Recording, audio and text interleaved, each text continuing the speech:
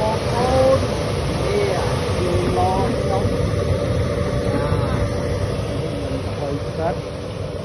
នេះបងប្អូនឃើញទេប៉ោងហើយថងហើយខ្ញុំដុតនេះកម្លាំងវានិយាយរូបហើយទៅជួង3ម៉ោងទៅប៉ោងថងហ្នឹង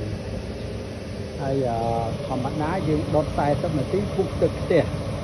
គាត់ពី40នាទីនឹងទៅបានវាក្តៅរត់សពទៅវាប៉ោងថងហ្នឹងអញ្ចឹងក្នុងកញ្ចប់ទឹកវា600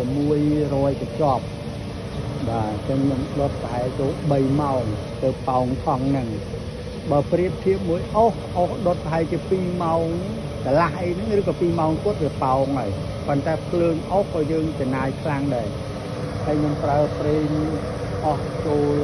3ម៉ោងបើយើងគិតទៅអស់ហើយទៅជុំ12លីត្រប្រេងខ្មៅបាទ12លីត្រដោយសារយើងប្រហូររៀងខ្លាំងដែរបាទអញ្ចឹងប៉ុន្តែខ្ញុំគិតថាស្រួលជាងអុសឥឡូវបើយើងចេញគេមួយគោយន្តនេះអុសប្រភេទអញ្ចេះមកគោយន្ត150,000តែបើប្រេងយើងដុតអស់តែមួយកានហើយយើងវិភាគមកមួយកានគ្រប់ហើយអញ្ចឹងមួយកានយើងអស់តែ30,000បើអុសមកគោយន្ត15,000យើងដុតបានហើយជា2ឡកន្លះអញ្ចឹងមកវេអស់ហើយ50,000យើងចំណេញតែនេះយើងអត់ទៅបាក់រុញទៀតវាស្រួល